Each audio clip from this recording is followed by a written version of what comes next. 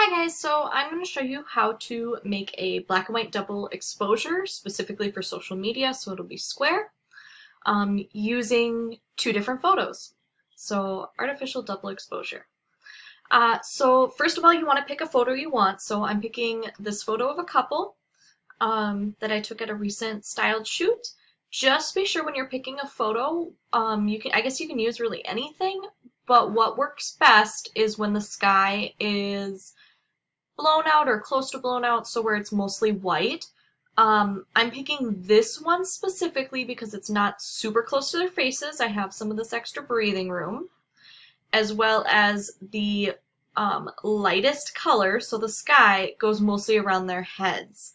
I don't particularly like that this hill is so high, but I think it's okay because she's wearing a light colored hat. If they blend in with the background, it's just going to get really messy and complicated.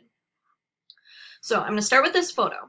Then you also need a photo of some scenery. Specifically, I'm using pine trees, also with a fairly light sky. It doesn't matter as much. The busier the photo is, the busier your final image is going to be. And this one is actually from Unsplash by Matthew Smith. So if you haven't heard of unsplash.com, you can get free photos to use. You just have to give them credit. So go ahead and give Matthew Smith some likes over there and support his work because it is really awesome and it makes my life a whole lot easier. So with this image, it is in color. My other image is in color as well. So we need to make both of these black and white. So I'm going to go up to Image, Adjustments, Hue and Saturation. And I'm going to take my saturation slider all the way down. I also tend to like a little bit of a moodier edit, so I'm going to lower my lightness. Let's go -10. You can just upload an actual black and white photo too, and then you just skip this step. I'm going to click over to my photo by Matthew Smith, and I'm going to do the same thing. Image, Adjustments, Hue and Saturation, all the way down, and I think that one's dark enough, so I'm going to leave it like that. Next, I want to take both of my photos and put them onto one document. So in the Layers panel, I'm going to grab the layer that says Background on the Matthew Smith photo, and I'm going to drag that up to where here's my Liz and Austin Styled Shoot tab. Once it's highlighted, I'm just going to drop it.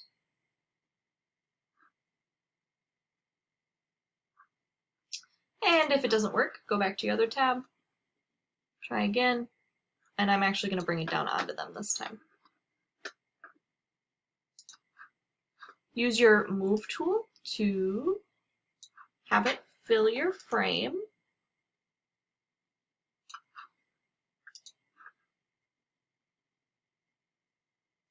Alright, so it should look just like I have no photo of my styled shoot left anymore. It is underneath, so if you need to see down in the Layers tab, this little eyeball, if you click it, it'll make the layer disappear. So you can see. I am going to click on Layer 1, which is my landscape, and up here where it says Normal, this little drop-down menu, you can look through these to see what works best. Not every photo is going to work, not every photo is going to look good. Like here, lighten works really good on some of them. This one, it makes their heads disappear. Usually I like screen a lot. This one's a little light for me. And the other one is overlay and soft light.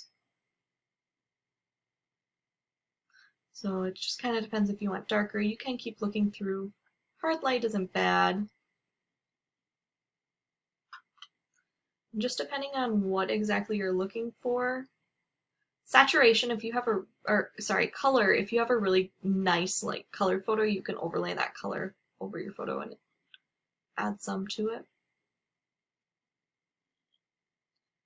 Okay, I like the intensity of this one, so I'm going to go with overlay. Now, I still have my Layer 1 selected, and I can move this around now because I'm still on the Move tool.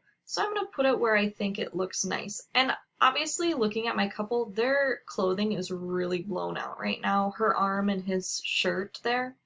But I'm going to fix that in a second. So I think I want that on his arm. If I click off of that, there's a very clear line right there that I do not like.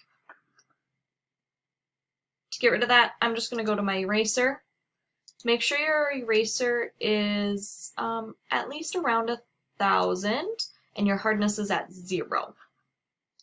Click back to your layer and just drag along where they meet. You have to go back and forth a couple times across it.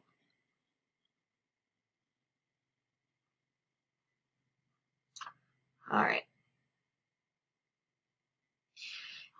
I still don't like that his shirt is blown out, and so I could take my eraser tool and just literally go over them like this. Not too concerned about it. You could do that. I think that works fine. I don't super love it though. So I'm going to undo my eraser. So down here, you can also go to opacity. If you have it pretty intense like mine, where my blacks are really dark, this will still work. And you just lower that, and it brings back in the original image. If you don't like that, you obviously can, if you know how to, use the magic wand tool, and you can select this background, and you might have to play with your tolerance setting so it's not selecting everything. But just to test it, then you click delete. I don't mind that. Click down here, delete, select, deselect, and I could go clean this up here. I think I will. I do like that. So just going back to my eraser.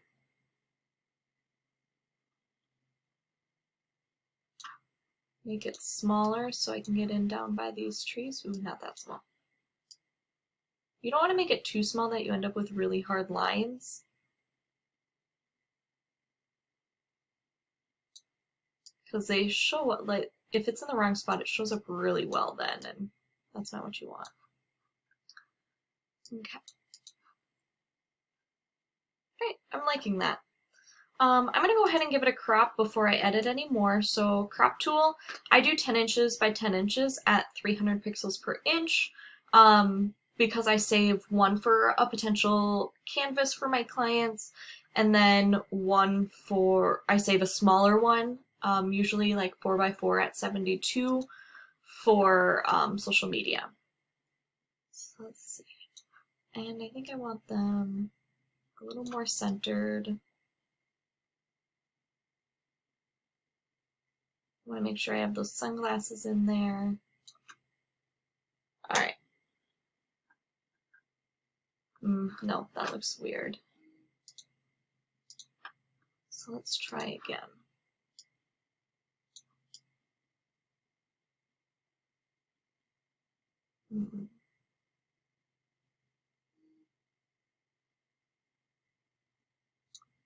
Like that.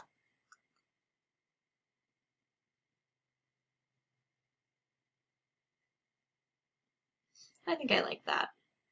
It's kind of an odd crop, but I think it's okay. Or I could do, oops.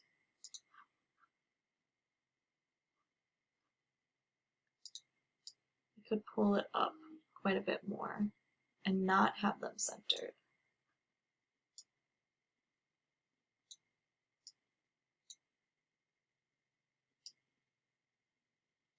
I could get rid of the sunglasses as much as I don't want to.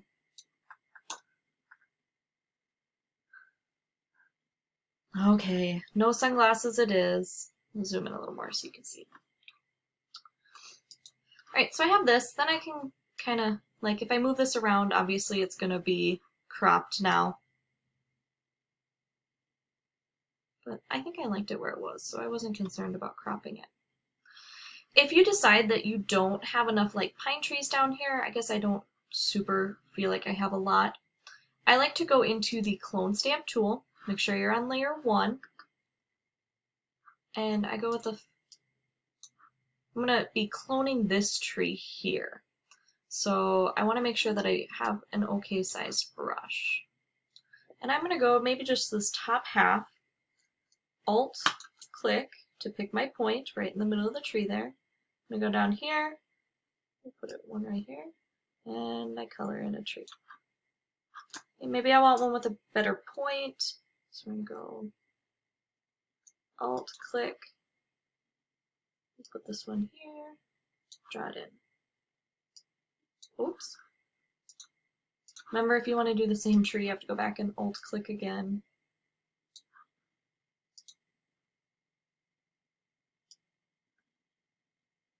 This only works if you don't have a super messy background.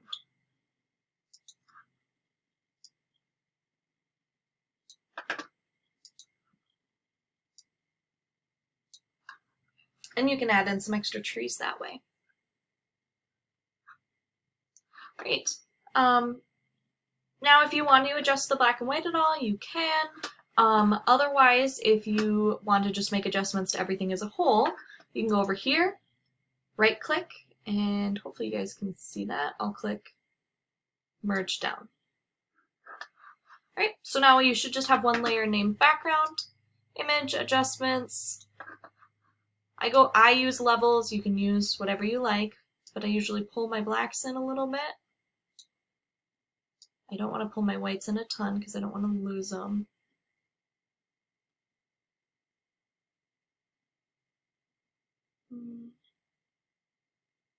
We'll actually leave it, I like the gray. And then you can adjust your midtones if you want, make it a little moodier.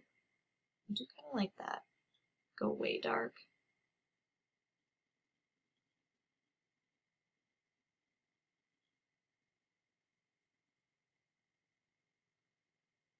I'm gonna stick right in there. Alright, so this would be, I guess, my finished product. Then I would save it and it'd be good to go. If you really want to, you can always add, it's really nice with quotes on these. Or you could put their names. Or you could make personalized thank yous.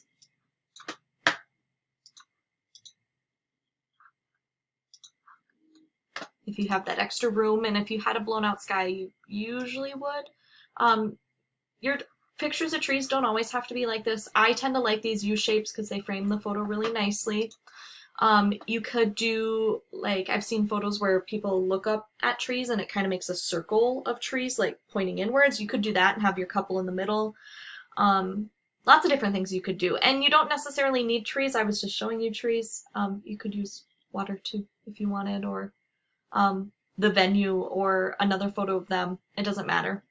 But biggest thing is, once you have the two layers in here, use this drop down menu to pick what you want and adjust the opacity as needed. Okay. Happy double exposuring!